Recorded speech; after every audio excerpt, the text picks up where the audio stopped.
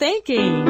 Nuclear hot seat, what have those boys been drinking? Nuclear hot seat, the corium is sinking. Our time to act is shrinking, but our activists are linking. Nuclear hot seat, it's the bomb. Welcome to Nuclear Hot Seat, the weekly international news magazine keeping you up to date on all things anti-nuclear. My name is Libbe HaLevy. I am the producer and host, as well as a survivor of the nuclear accident at 3 Mile Island from just 1 mile away. So I know what can happen when those nuclear so-called experts get it wrong. This week, we talk with Urs Ruegg, a scientist based in Switzerland and a member of IPPNW, the International Physicians for the Prevention of Nuclear War. We talk about nuclear issues in Switzerland and the upcoming Nuclearization of Africa Symposium set for this November in Johannesburg, South Africa. And we get an update on today's depressing Trans-Pacific Partnership Senate win for President Obama, with an eye to what it means regarding nuclear issues. Those interviews, plus numbnuts of the week, activist shout-outs, and more nuclear information than clearly is understood by the totality of the U.S. Senate, all of it coming up in just a few moments. Today is Tuesday, June 23rd, 2015, and here is the week's anti-nuclear news. Let's start with some good news, because it looks like Sister Megan Rice is finally and irrevocably going to be free. The 85-year-old nuclear protest nun, as she has been called, and her 2 cohorts broke into the Y-12 National Security Complex in Oak Ridge, Tennessee, to protest the building of nuclear weapons and encourage the beating of swords into plowshares. For this, she and the others were convicted on treason charges. She got 3 years, they got 5. For sabotage. That conviction was thrown out last month by the U.S. District Court of Appeals, and now the U.S. Attorney's Office in Knoxville, Tennessee, has announced that the Justice Department would not seek a rehearing by the full U.S. Court of Appeals, nor would it ask the Supreme Court to review the case.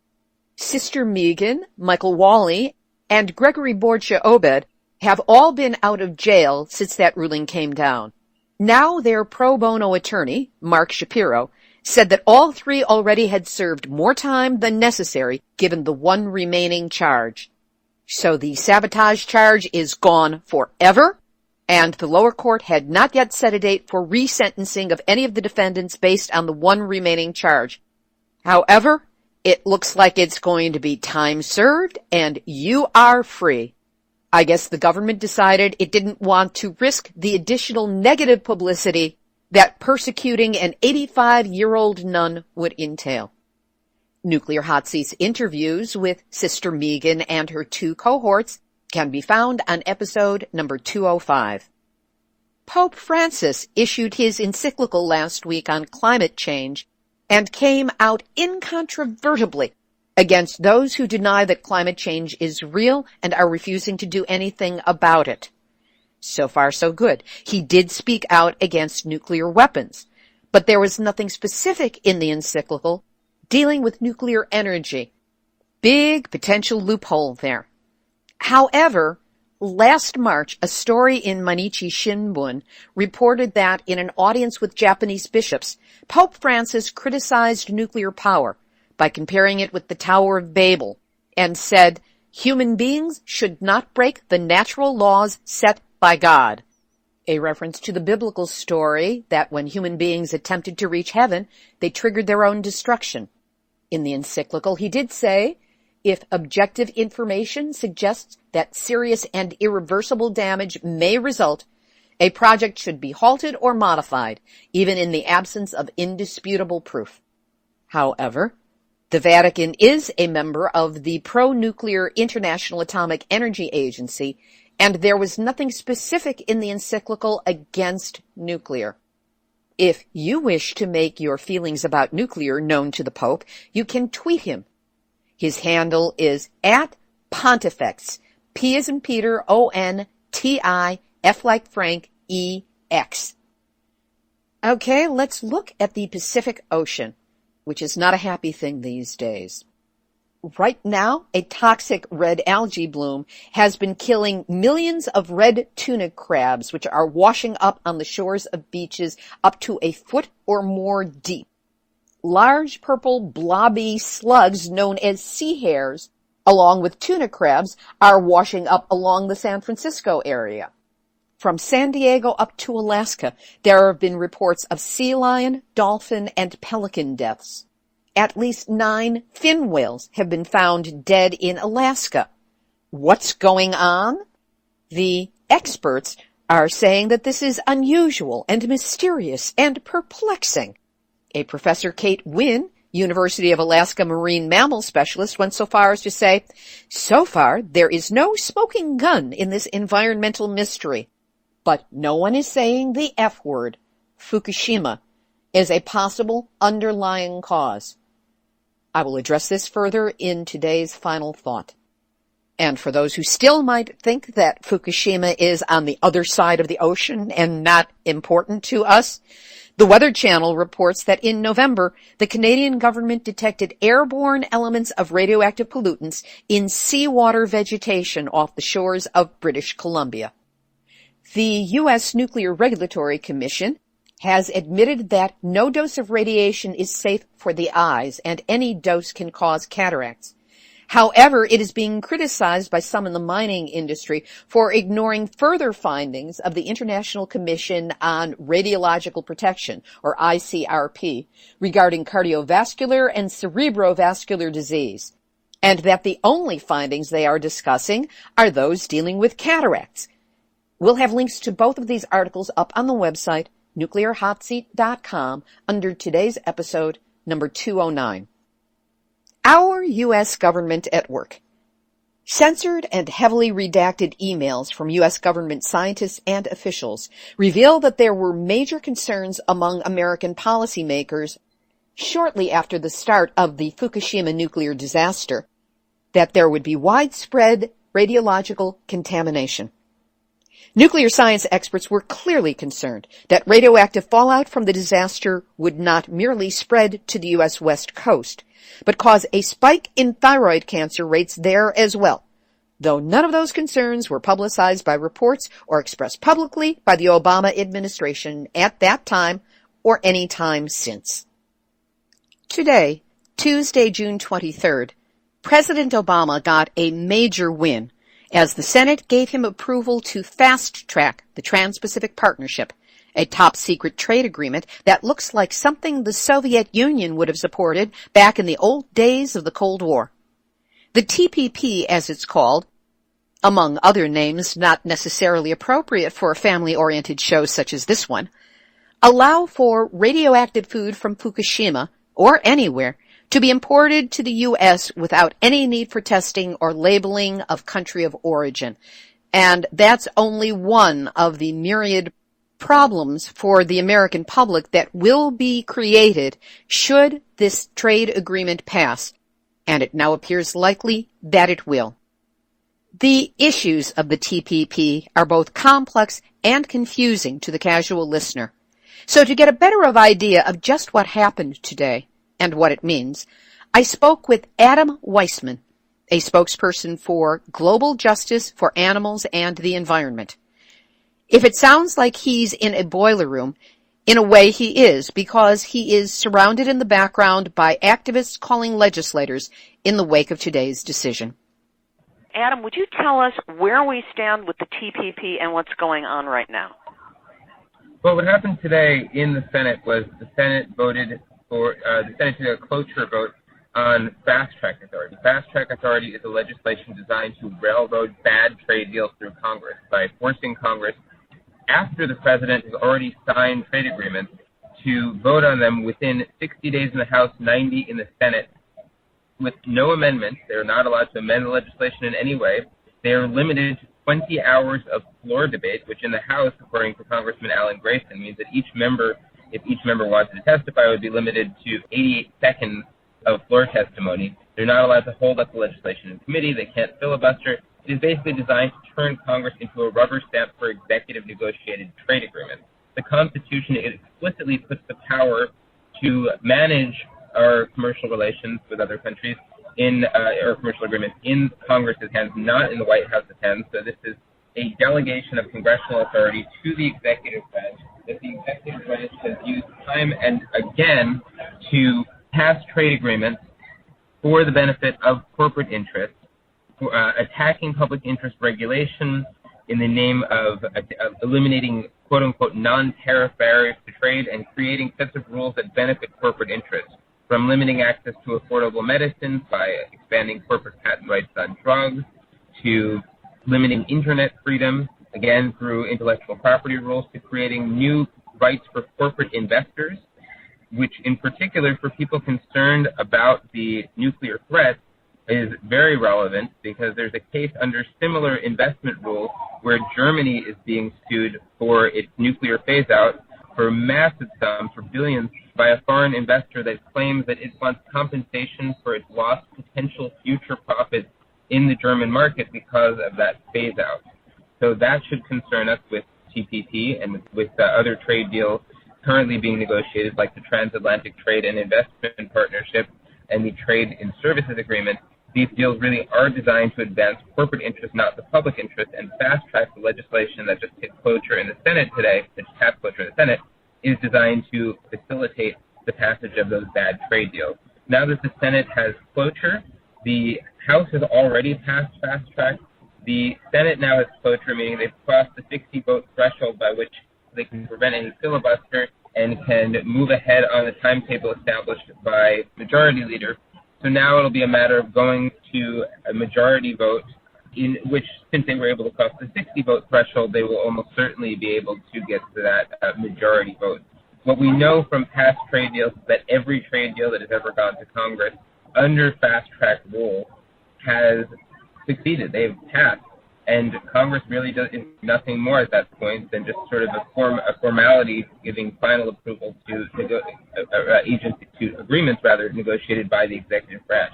So the challenge now for activists who want to stop deals like TPP, who are concerned about things like how TPP will undermine food safety standards and could mean more imports of supplied food, more imports of irradiated food. Our job now has become much harder. We need to do what's never been done before, really, and stop fast-track trade deals from passing Congress. That is something that I think many people will find a demoralizingly daunting task, but unfortunately that is where we're at right now. As difficult as that may sound, and it is difficult, the alternative of allowing these agreements to pass through Congress without putting up a fight is even more odious, because what these deals hold in store from us, from giving corporations the power to attack our environmental laws, to undermining labor rights and contributing to outsourcing of jobs, to undermining constitutional separation of powers through this fast-track legislation itself, and the way that it facilitates trade deals that really circumvent Congress's oversight and authority by taking Congress out of the loop. We really should not accept trade deals negotiated in this model and should do everything we can to put up opposition to them, as unlikely as it may be at this point that we can stop them.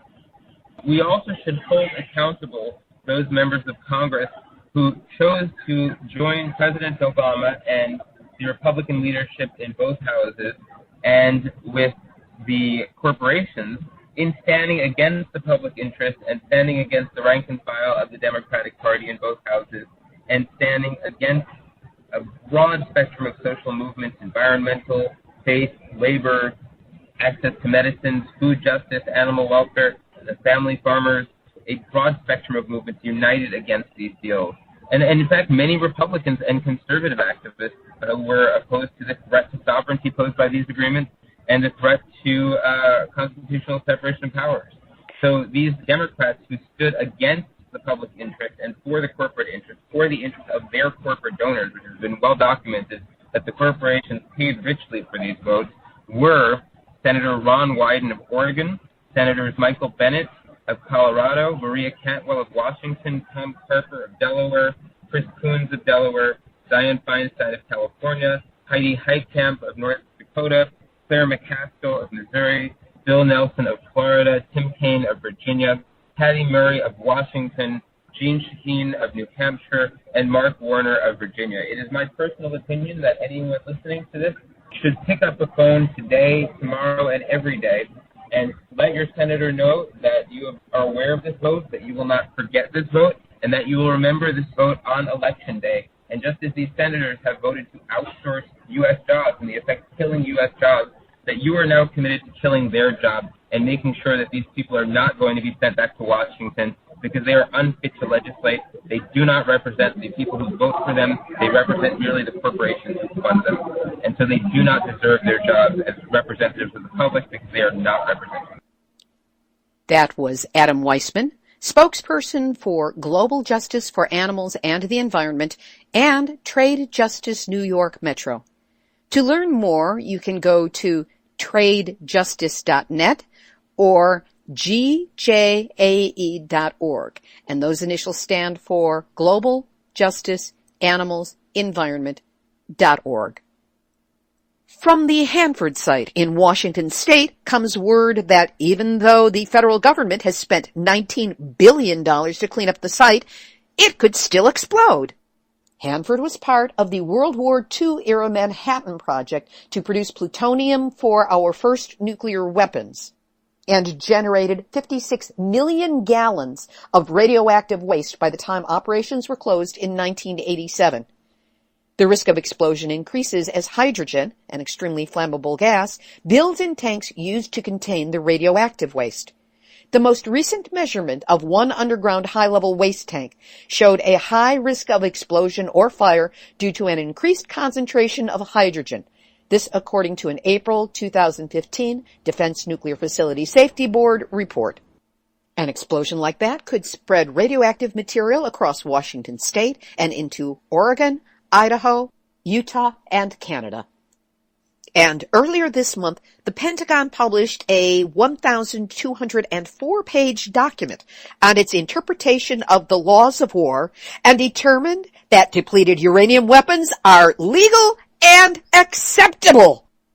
Acceptable to whom or to what besides the Pentagon was not mentioned. Over to Japan, where on June 19th, TEPCO announced that they had measured 1 million becquerels of strontium-90 per cubic meter in the ocean at 2 locations in Fukushima plant's port. This is the highest reading in recorded history. And when we talk about the port seawater, we're talking about the Pacific Ocean. Major newspapers seem to be getting around to asking the question, where did Fukushima's melted fuel go? And the answer is a big, resounding, duh. Experts have yet to pinpoint the exact location of the melted fuel or what condition it is in. According to Arne Gunderson, chief engineer of Fairwind's Energy Education, the problems we face at Fukushima are unprecedented in part because the previous worst accident in the nuclear world, Chernobyl, had a core that never hit groundwater. It stayed in the building and remained dry, while we have 3 nuclear cores in Fukushima in contact with groundwater. And yet, in spite of not knowing where the corium is and having no way to access it, Japan has okayed a 40-year Fukushima cleanup plan. This despite not knowing how to do it. In their announcement, they even admit that they need to develop robots to start debris removal and will need at least 6 years to do so. So 40 years, 20 years, 60 years, just kick that can down the road so that the people who are in charge now won't be in charge then and they will be off the hook. Thanks, guys. Special thanks, because now we have learned that TEPCO, the operator of Fukushima Daiichi, was aware of the need to improve the facility's defenses against tsunamis more than 2 years before the March 11, 2011 disaster began. But they failed to take action. This was according to an internal company document from a meeting in September 2008. That's when TEPCO executives agreed that building coastal defenses to defend the plant against tsunami higher than those previously recorded in the region was, quote-unquote, indispensable. And then they did nothing. And yet TEPCO has always insisted that it was powerless to take precautions against a tsunami of the size that struck and destroyed the Fukushima Daiichi facility. Now comes word that Japan is planning to restart the nuclear power facility in Sendai as of July, despite being surrounded by 5 active volcanoes. What could go wrong? In the ongoing Japan-Fukushima food fight, Japan has asked China to ease food import restrictions that they introduced after the Fukushima disaster began. China banned imports of food produced in 10 prefectures in Japan, including Miyagi, Nagano, and Fukushima, immediately after the nuclear crisis. But China's ongoing stance contradicts Japan's claim that Fukushima is A-OK and the food is just wonderful. And why don't all you folks come on down to the 2020 radioactive Tokyo Olympics? Regarding radiation levels that food is exposed to, in a river near Fukushima, radioactive cesium contamination levels rise in the spring and fall. This according to a new study. If there's radiation in the water, there's radiation in the food. And sometimes the impact of radiation on food is framed as a good thing. A farmer from Fukuoka in Japan, which is 838 miles away from Fukushima, grew a Guinness Book of Records worthy strawberry. 250 grams or 8.82 ounces, more than 3 inches around. Note that one of the side effects of exposure to radiation is that plants undergo what is called fasciation, which is a hyper-growth spurt that leads to gigantism and mutation in the plants.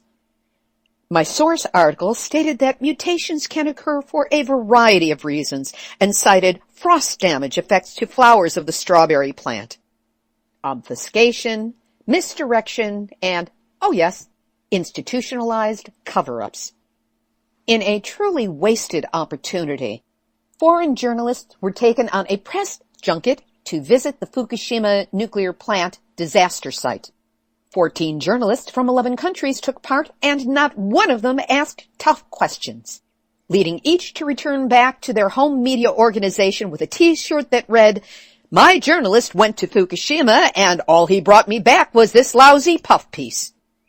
The South Korean government has begun its first decommissioning of a nuclear generating station in history after 37 years of operation, shutting it down before the planned 40 years expires. Cool! A new central repository for radioactive waste has opened in the Chernobyl exclusion zone in Ukraine. A perfect place for it. The center will house thousands of sources of radioactive waste, byproducts of construction, engineering, and many other industries from the past 50 years. And you've all been patient, so here it is. Nuclear hot seat, nuclear hot seat, nuclear hot seat, none that's out of week. Pierre-Franck Chevet, the head of France's nuclear watchdog, ASN, shocked the country's mainly pro-nuclear establishment in April when he and the organization disclosed that state-controlled Areva Nuclear had found weak spots in the steel of its flagship European pressurized reactor, EPR, which is being built in Normandy. Chevet called these anomalies serious, even very serious. Yes, that's really shocking. But what ruffled the feathers in France's nuclear industry is the fact that he was so vocal about his concerns instead of waiting for the outcome of further tests.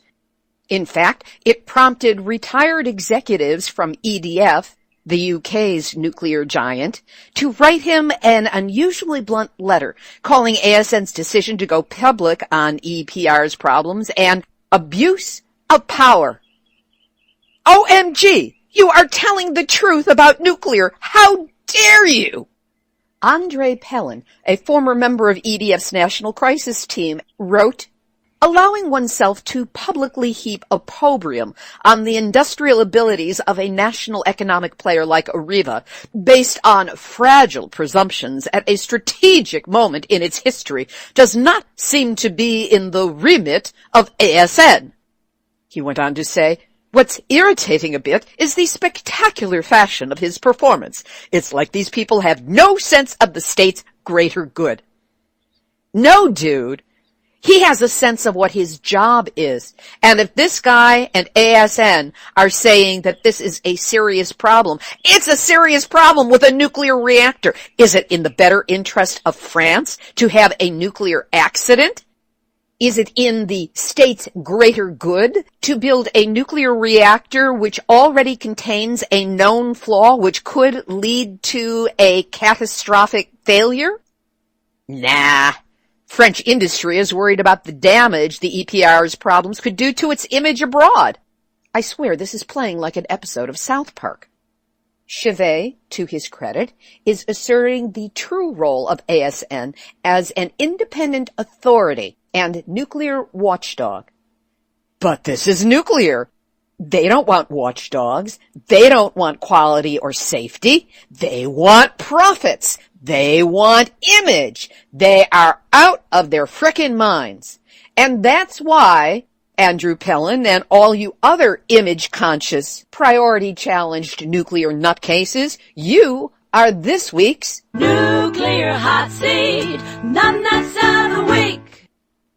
We'll have our featured interview in just a moment, but first, from the United States Senate to the uranium mines of Africa, Nuclear Hot Seat is there giving you the cutting-edge information, the best that we can come up with.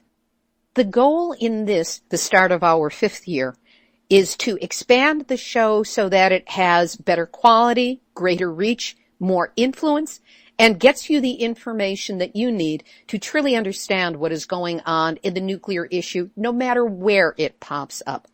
So if you have the ability to do so, we would appreciate a donation to help us keep going. If you find that Nuclear Hot Seat makes you laugh, think, helps you understand the nuclear issues and not be so alone with your awareness, let alone gives you a chuckle when I start going really sarcastic, help us keep doing it. Just go to nuclearhotseat.com, scroll down on the home page, and click on the big red donate button. Whatever you can do to help. We, and everyone here at Nuclear Hot Seat, thank you.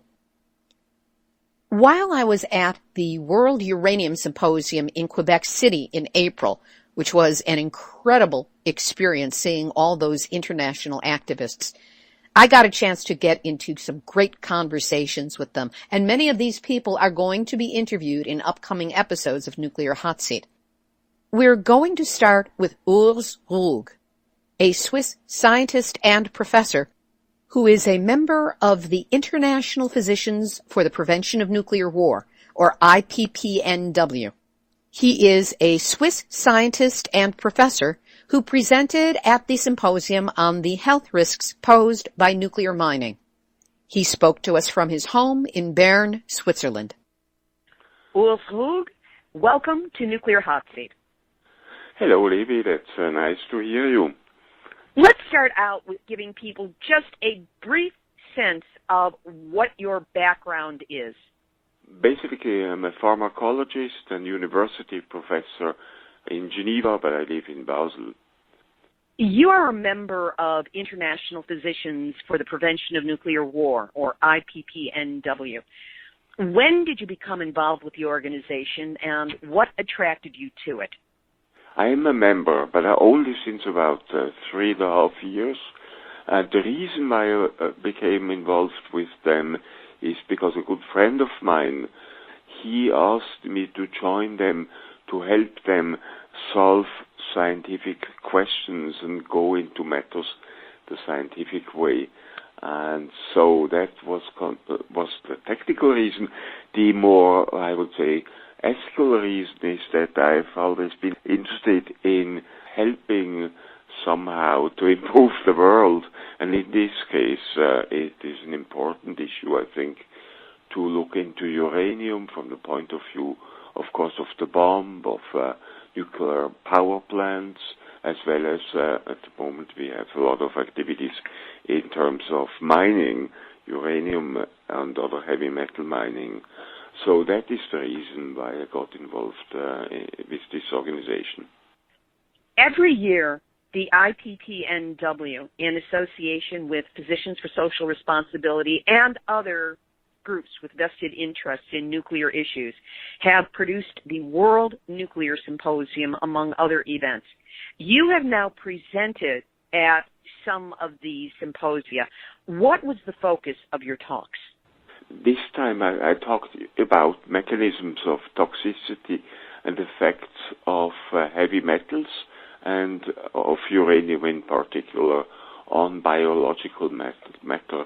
So what are the effects of radiation, of gamma, alpha, beta radiation on cells and tissues, which parts of the body, which organs are affected by radiation.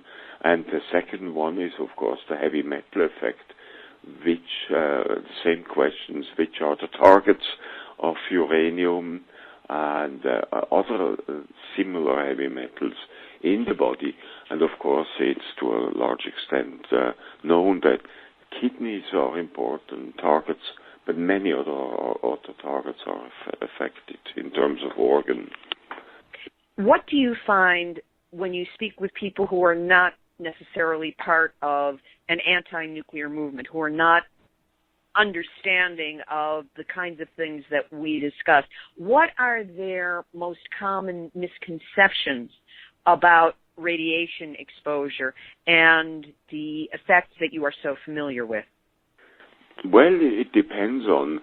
Many people are not aware that radiation can cause damages that are long-lasting. In other words, it takes a long time, years, tens of years sometimes, that you find out about the effects. And of course, many are not even aware of the fact that you cannot see, feel by any of our five senses the radiation. So you have to explain that.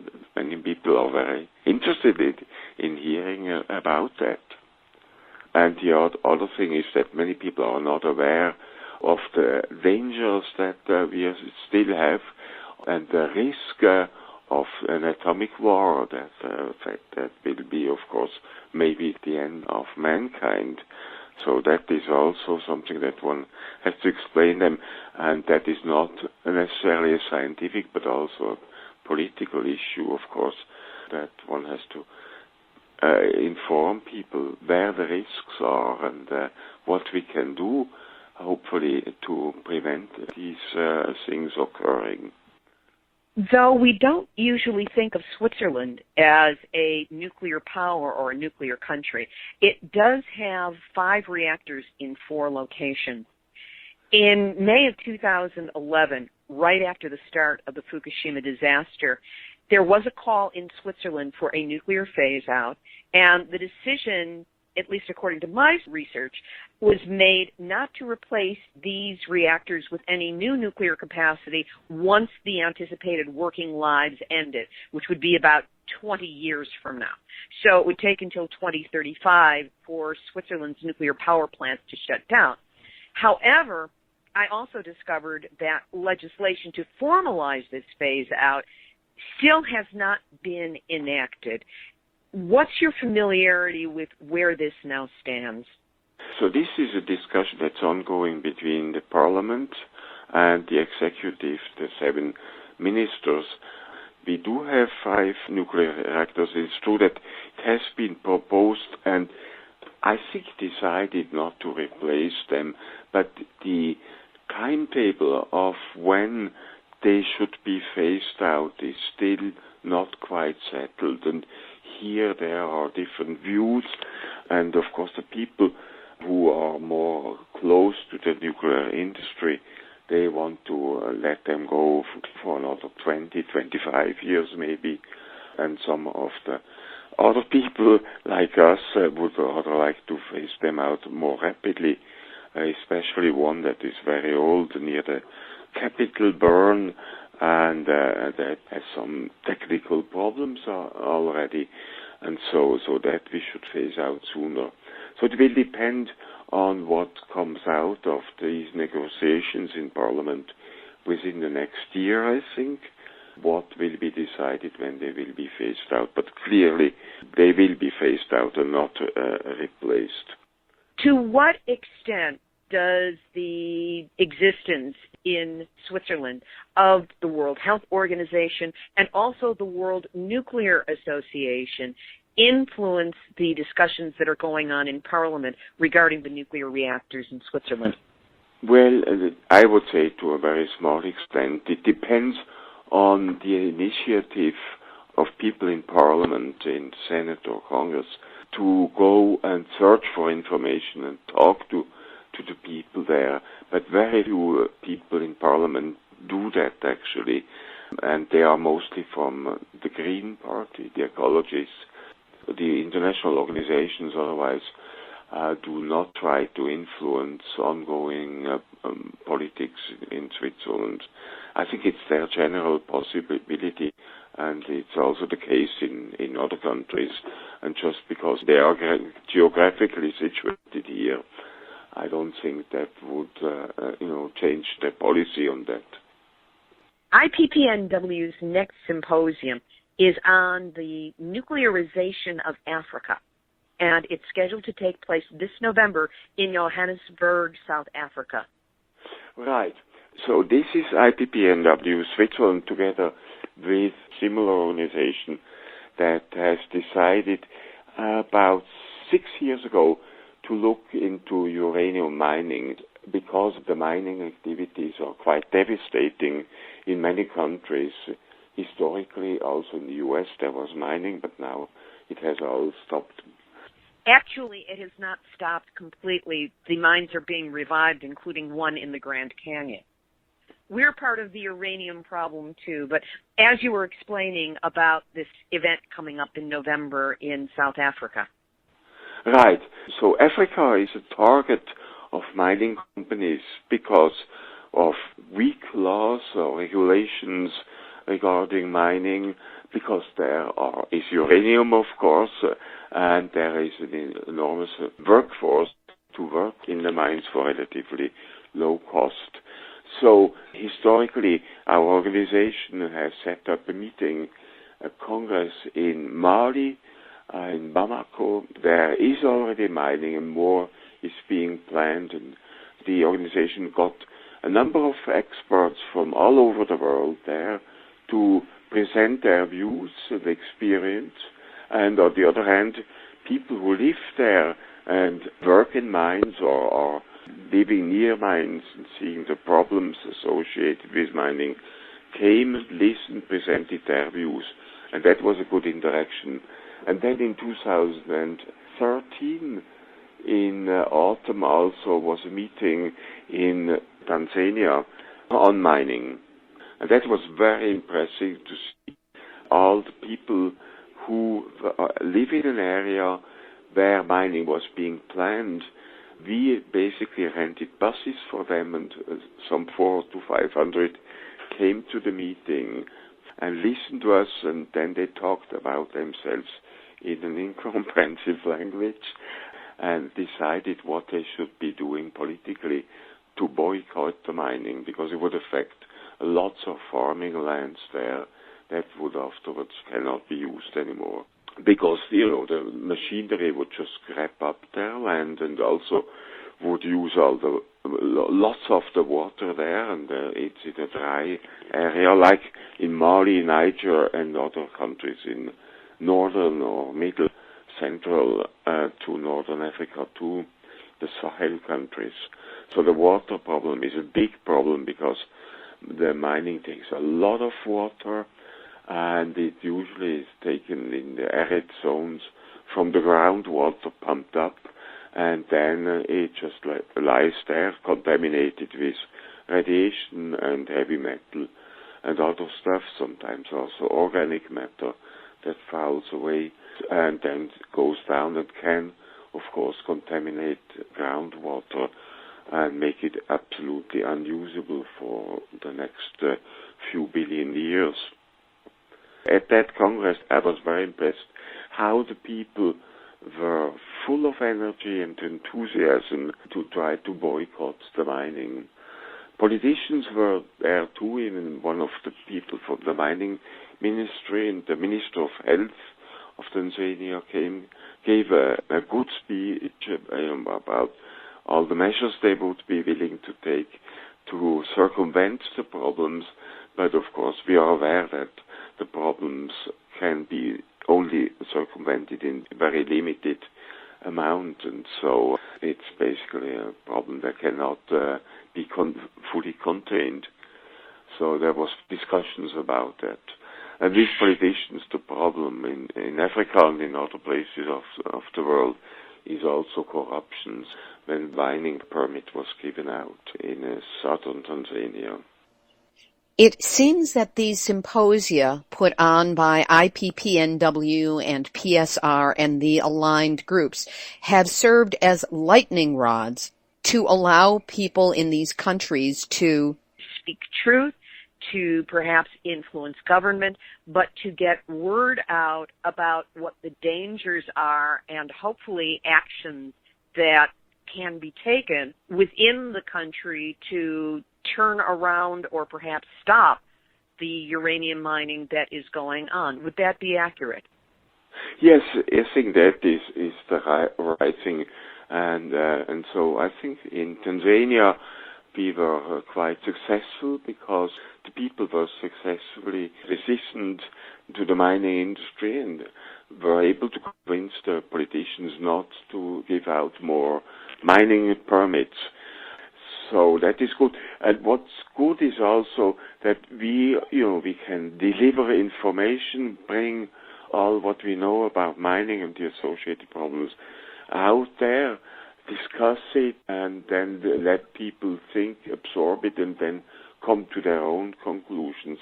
So we do not want to be missionaries in the classical sense, but rather information providers. At the next meeting, which will be in South Africa and Johannesburg from the 16th to the 19th of November, we'll have one day that will be dedicated to Niger, because originally our plan was to go into the Sahara, the Sahel, again Niger, and have it there. But due to the activities of the terrorist groups there, Boko Haram, we were told that it's not a very good idea with associated risks, and so we dropped that. And so we will sponsor the trips of 10 people from Niger to South Africa, and they will present their views and we'll discuss with them, of course, in French, the problems there in Niger.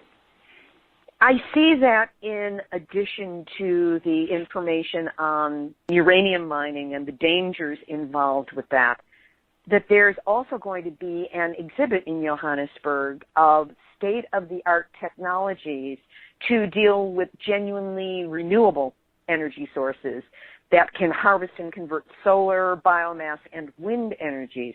Now, this was not an aspect of the program that I saw at the World Uranium Symposium in Quebec City earlier this year.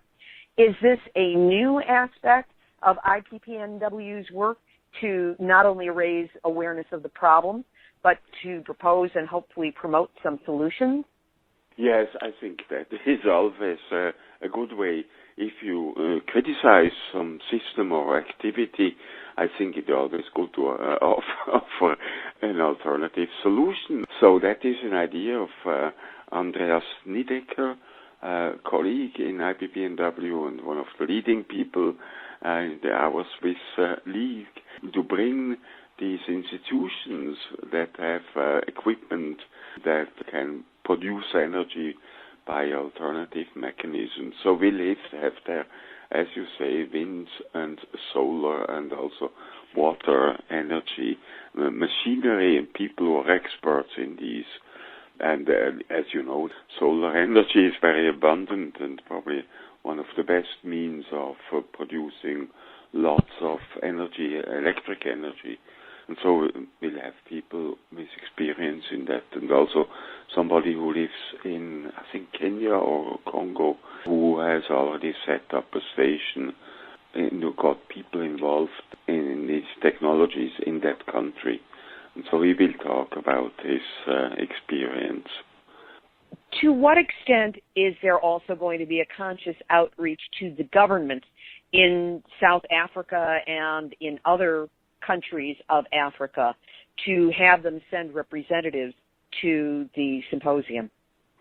This is being organized by Mariette Lieferink, who is the main South African organizer and a woman who has been very, very active in the problem of mining in the area of Witwatersrand, which is west of the capital of, west of the city of Johannesburg. And she has been contacting the local governments, which she knows already from her almost daily activities, where she tries to protect people who live near mines from the consequences of the mining. So the local people have been invited, and also some of the government of South Africa people have been invited, but I'm not sure how successful she has been with these people, if they are accept to come, like it was the case in Tanzania. But it is always important that they come, present their views that can be discussed, and then that they listen to our views. And that usually works out very well. And of course the press will be there. That was also an important issue. We had press conferences at the beginning, in the middle, and at the end of the symposium. Will you be attending in South Africa? And if so, will you be presenting again? Yes, I will be both. I will be attending and presenting again, the consequences of mining and maybe some other medical problems associated with uranium. I mean, not only mining, but also the examples from Chernobyl and from Fukushima. Well, we wish you every success at the symposium in South Africa and all good fortune with getting the point across to local government so that we can stop the uranium from being taken out of the ground, because that's where the entire nuclear fuel cycle starts. And if we can close it off at one end, then there's hope that eventually we'll be able to close it off at the other. Yes, thank you very much for your good wishes. I also wish you all the best with the future of your organizations that you have initiated and are doing so well. I was always impressed by your knowledge and the way you go about to transport it into the public via your weekly emissions of the Nuclear Hotseat. So all the best to you. Thank you so much, and thank you for being my guest on Nuclear Hotseat. That was Urs Ruegg of IPPNW Switzerland. The contact information for the Nuclearization of Africa Symposium is Conference 2015 at uranium-network.org, and we will have a link up on the website, nuclearhotseat.com, under this episode, number 209. 2 corrections to the interview. At one point, I misspoke when I referred to the World Nuclear Symposium, when I meant the World Uranium Symposium. And Munchkin's editorializing was strictly her own and does not represent the views of Nuclear Hotseat or myself.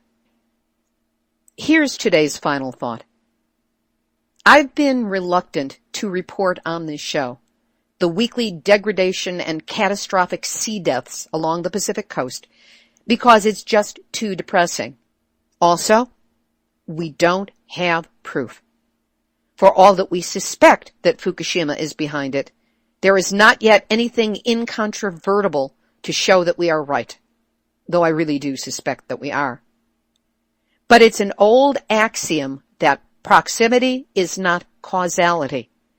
And without being able to put the pieces together in a way that can't be shaken or stirred, I've been reluctant to claim this building cataclysm as one of ours, as something rooted in nuclear. Still, reading reports this week of the multi-species deaths to Pacific life forms and the consistency with which so-called experts are scratching their heads and saying, gee, George, I can't figure it out. It's a mystery. makes me want to pop my cork. None of those so-called experts seems to be willing to publicly say the F word, Fukushima, in connection with what is currently happening along the Pacific coast. Every story, and I read as much as I can in the course of the week, every one that comes from a so-called official source includes some intentional disclaimer or misdirection to make people not look at Fukushima as a possible, if not probable, underlying cause. The triple meltdown site still releases 300 tons or more of radioactive water every day, and levels of radiation in the port water, meaning the Pacific Ocean, is at astronomical, unprecedented levels. Now, maybe there's not enough radiation, even pouring directly out of Fukushima in a given day, to kill a whale directly. But it can mutate or kill plankton, which impacts the small fish that eat the plankton, which impacts the slightly larger fish that eat the smaller fish, and so on up the food chain. Fish are impacted and die off and break the food chain so that those further up don't get the food that they need, and so they die. Now, if you will remember last year and even the year before, 2013 and 2014, when there was a mass swarming of whales, seals, fish, pelicans, and other seabirds along the coastal waters off Santa Cruz in Northern California, again, the so-called experts scratched their heads and made excuses for what might be causing it. To me, it was obvious. What I saw was the forest fire scene in Bambi, where all the animals flee from the frames to make their escape, and most of them were successful. Similarly, I saw these marine animals fleeing from the flames of the Fukushima forest fire of radioactive water. Only they ran out of ocean and couldn't go any further. They had no escape onto land. So they turned around and went back to the ocean to face what it was that they were trying to avoid. And now they're washing up on our shores, dead or dying.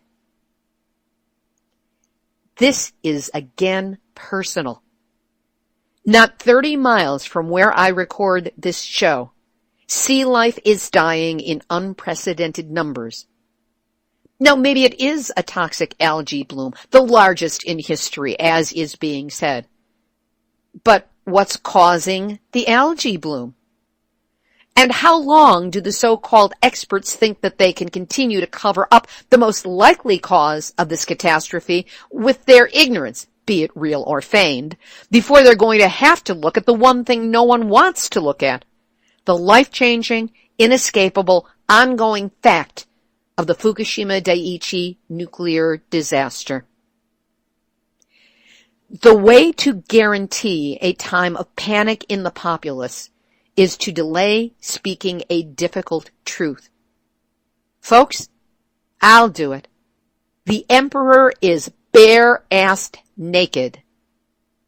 Where are the oceanographers, scientists, public health officials willing to at least consider that possibility? And how much worse will it have to get before they do? Because trust me, this only is not going away. It's only going to get worse. And I predict that someday soon, we will have the ugly, painful, undeniable truth confirmed that Fukushima is killing the Pacific Ocean and everything within it. This has been Nuclear Hot Seat for Tuesday, June 23rd, 2015. Material for this week's program has been researched and compiled from ENEnews.com, NPR.org, Mainichi Shimbun, CBS TV, ABC TV, NBC TV, Vancouver Sun, LA Times, National Oceanographic and Atmospheric Administration, Washington Post, AP, Reuters, KMXT-FM, Weather Channel, MiningAwareness.wordpress.com, Natural News, DailyCaller.com, Baltimore Sun, Nuclear-News.net, AkinStandard.com, Fukushima-Diary.com, and our friend Iori Mochizuki, Arnie Gunderson and Fairwinds Energy Education, PennEnergy.com, SCMP.com, Kyoto, World Truth TV, JapanNews.com, TimesAlive.co.za, SputnikNews.com, the bitter Jern School washouts who have chosen to demean themselves by working at WorldNuclearNews.com, and the cool, refreshingly delicious members of the Nuclear Hot Seat community on Facebook, which you are all invited to join. Theme music written by me, sung by Marilee Weber. Nuclear Hot Seat is syndicated by UCY.TV and is also available on airprogressive.com and iTunes under podcasts. Our archive is available on the website or on iTunes, and our YouTube channel carries the show under Nuclear Hot Seat videos. Nuclear Hot Seat is the activist voice on nuclear issues, so if you have a story lead, a hot tip, or a suggestion of someone to interview, send an email to info@nuclearhotseat.com. We are copyright 2015, Libbe, HaLevy, and Hardestry Communications. All rights reserved, but fair use allowed as long as proper attribution is provided. We're going to go out on a song sung by Tom English, written by Tom and Mila Reason, and performed here at a meeting held in May at the Malibu Democratic Club. The song is based on a conversation Tom tried to have with an engineer while at a meeting with the Nuclear Regulatory Commission and Southern California Edison prior to the closure of the San Onofre nuclear power station. The song is What Part of Fukushima Do You Not Understand? Thanks to Mary Beth Brannigan and Jim Heddle of Eon 3 for their use of the recording. This is Libbe HaLevy of Hardestry Communications, the heart of the art of communicating, reminding you that we all need to contact the U.S. Democratic senators who voted for fast track for the TPP and give them a piece of our anti-nuclear minds. So now, don't go back to sleep, because truly, we are all in the nuclear hot seat. At one point I said to him, and of course we really also have to include it, in everything we're discussing, the reality of what's happening in Fukushima. And he said, well, if you want to discuss this rationally, we can talk about this. But if you're going to be illogical and irrational, we can't. Yeah, and emotional, we can't discuss this. So I said, what part of Fukushima do you not understand when nuclear contamination hits the fan? Plutonium is everywhere. It's in the sea, it's in the air, and we don't even have any evacuation plan. What part of Fukushima do you not understand? What part of Fukushima did you somehow miss when sure as shooting every time with things like this? Destruction rages like a flame, officials playing, spin the blame, and all of us are bracing, racing, facing the abyss. What part of Fukushima did you somehow miss? Humankind is humankind, and we all make mistakes. Hard sometimes to not be blind and fall for fakes. But even now, before our eyes, it's in the sea, it's in the skies. We best prioritize air, water. Come on, guys. What part of Fukushima do you need clarified? What happens when the plate tectonics slip and slide, and then it blows? What happens then? It isn't if, it's when, and everybody petrified, nowhere to run, nowhere to hide. What part of Fukushima do you not understand? How then can even FEMA ever lend a hand? The time to make the break is now, to wind and wave and solar power. If we're gonna live, nuclear power must be banned. Wrap your mind round Fukushima. It's no time to be a dreamer. It's no time to be a schemer. Google Fukushima, take a stand.